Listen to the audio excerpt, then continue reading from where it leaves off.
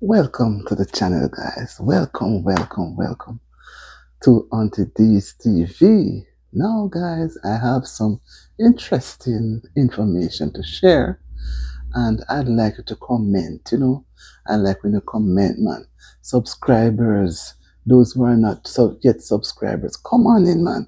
Watch the video, share your comments, and when you share comments, I better able to deliver what you really want. So without that, I'm just going. No, what I really want to share this afternoon, by the way, good afternoon, good evening, good morning, good day, wherever you are in the world, Auntie is proud to have you at your time when you choose to watch this video. And I know you're going to be enthused with what I have to say. Now, I'm going to say a little about dancehall artists. Who do you think I'm about to speak of right now? I'm about to talk about Vybz Kartel, or his real name, Adidja Palmer. So, Vybz Kartel, that's his artist name. He is now he is now being faced with some little difficulties. I think I would say difficulties for now. That is due to go to Trinidad and Tobago later on in May, in a matter of maybe another week or 2 weeks or so, to do a performance. And there are some things that are coming up. Now, earlier on in the month, you should have gone to Costa Rica, which he did, but the permit was not granted then.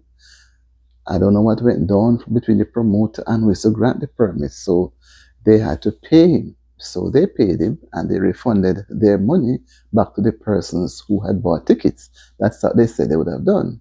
And I think that was done. I should have heard about it more in the media. No, he's to go to Trinidad and Tobago. That's Trinidad and Tobago. However, right now, there's a little bit of uncertainty as to what his movements will be like in that country. Based on what the Minister of Defense has been saying, his movements will be curtailed, or I should say, will be more monitored, because they have other concerns as relates to security and maybe the person that he's going to be addressing and would be probably be entertaining him. First, he's supposed to have an interview on a morning program on the radio.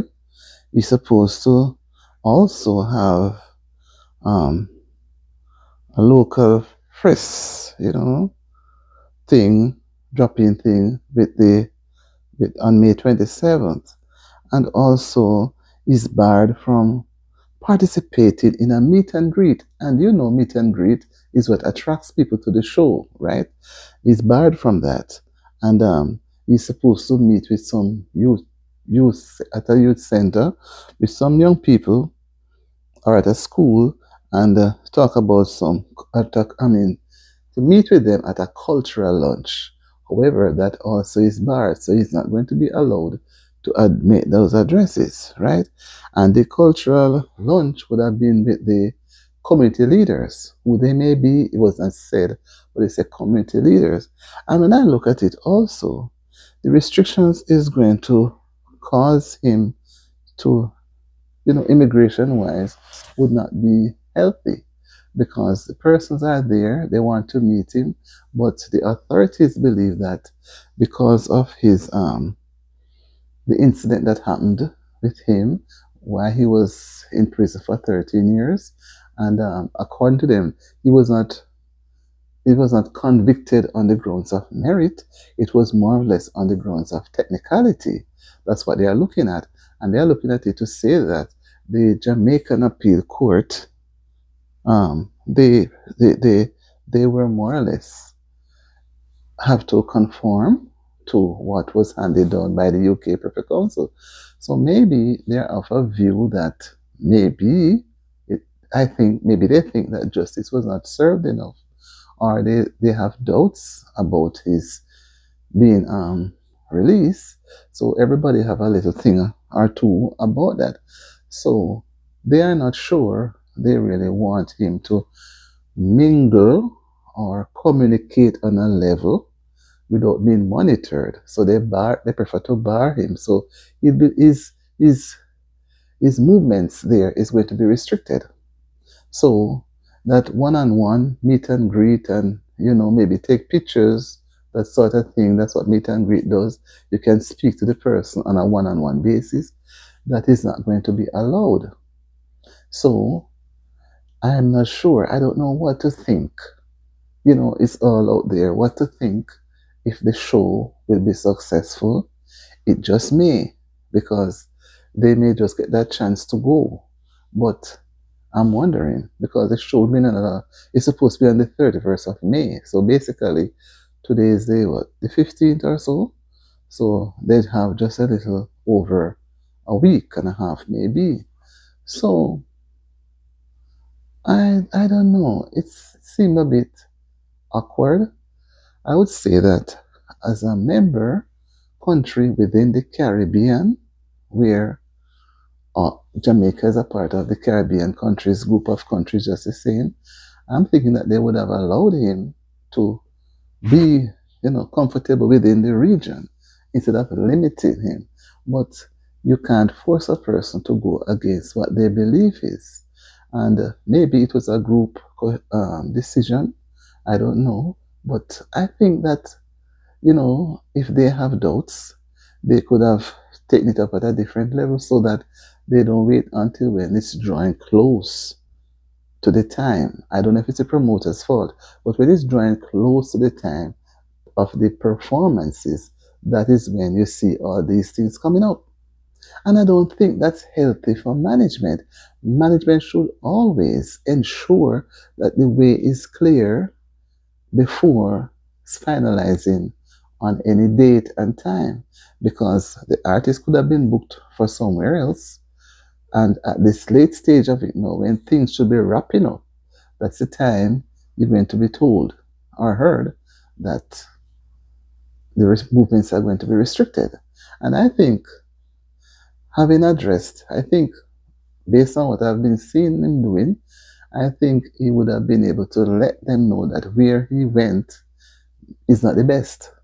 And they should aim not to do or go where he goes. And I can recall too, where he, in the years past, before he was involved into that incident, he was promoting bleaching. And I was so happy to hear him speak at an interview prior to his Barclays Center performances at Brooklyn in New York, where he said, bleaching is of no more. And it's good when somebody who have been so deeply embroiled into something can step back and look at themselves and said, no more.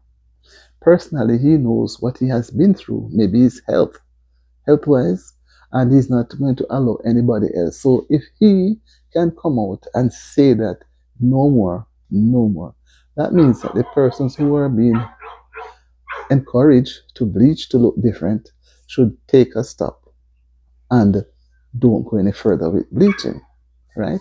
Because the creator of it all is saying no, that it's not good and he's not going to continue with it, right? And we all see that when he was incarcerated, he was very, the term, he was gravely ill.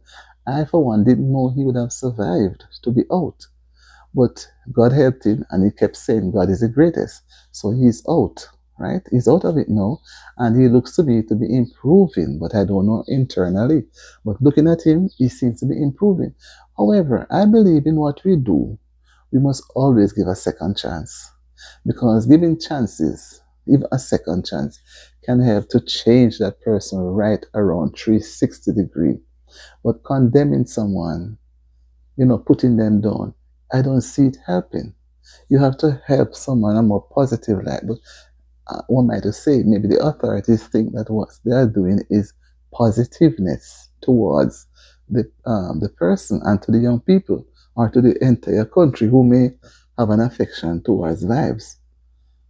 People have to look differently from different angles, because if you're going to deny the restriction of the individual with his own within the Caribbean set of persons, those persons will not be able to access him. They're going to use other means to access him. Maybe go to another country when they're having the show, or maybe try to get more videos about him because you're trying to keep back what persons could have a choice in doing. And now they're going to go all out now to get every information on their own. Well, maybe that's how they've preferred it, because when it's done like that, then the authorities cannot be held accountable. But I believe we should give a second chance, and interview should be so done that if it is anything that is not what is expected, then it would not be published. Something like that. So, guys, tell me what you think, because I was shocked when I was looking at the information. I said, I have to share, because maybe I misinterpret, but I read it over and over and I try to understand it. So, tell me what you think. We have, I believe in communication, interacting. When we communicate, we are better able to learn. I learn from you, you learn from me, right? So who say that what I say is so it go? Who say that what you say? So when we pull it and set it, we learn. We're not here to just throw things at people and then you swallow it, you gobble it up and go. No, we share. I talk, you respond. Okay? So thank you for being here with me. Thank you for watching the video. And remember, guys, tell someone about Auntie D. Share the video. Watch the video. Even if you're not able to watch the full length, because I don't do long videos. You just, if it's even half of it, and you don't have to even sit to watch it. You can be multitasking, doing other things in the home while the video is being played. So promise me that. And I will catch you in my next video. I'm out. Bye.